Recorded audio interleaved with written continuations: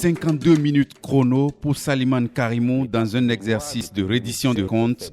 Le ministre des Enseignements maternels et primaires dresse le bilan des actions du gouvernement dans le sous-secteur dont il est en charge. Nous avons prévu la construction de 6 000 salles de classe durant le premier quinquennat, ce qui a été totalement mis à disposition.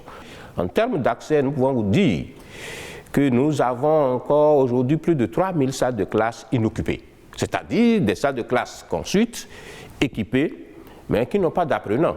Le gouvernement du président Patrice Talon a à cœur de faire de la scolarisation des filles une réalité. C'est toute une stratégie qui est mise en place pour y parvenir. Dans un premier temps, essayer de maintenir d'abord celles qui sont déjà inscrites à l'école. Donc il faut éviter la déperdition, ce qui permettra d'améliorer le taux d'achèvement au niveau des filles, que ce soit au niveau du primaire, puis c'est ça qu'il s'agit aujourd'hui, et jusqu'au niveau du secondaire aussi, parce qu'on en a parlé.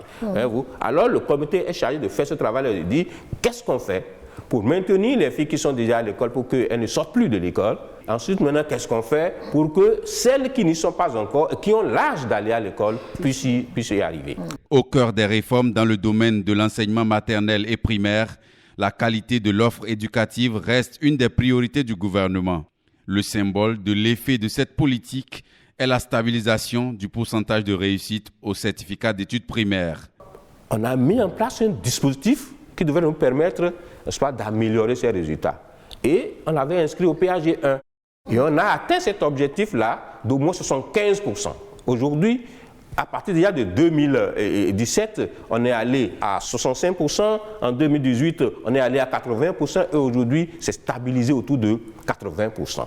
Voyez-vous, la qualité, c'est ce qui préoccupe le gouvernement aujourd'hui. La question des cantines scolaires était aussi au menu des échanges. Salimane Karimou met l'accent sur l'extension du nombre d'écoles bénéficiaires. Le 25 avril, là, les 1802 écoles qui sont nouvellement sélectionnées pour ramener le taux à 75% vont démarrer avec les cantines scolaires. Parce que les vivres sont déjà mis en place dans toutes ces écoles.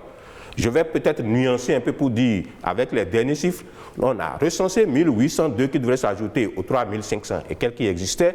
En clair, l'école béninoise au niveau maternel et primaire se porte mieux grâce à un programme d'action rigoureusement suivi et qui laisse entrevoir de plus grandes prouesses d'ici 2026.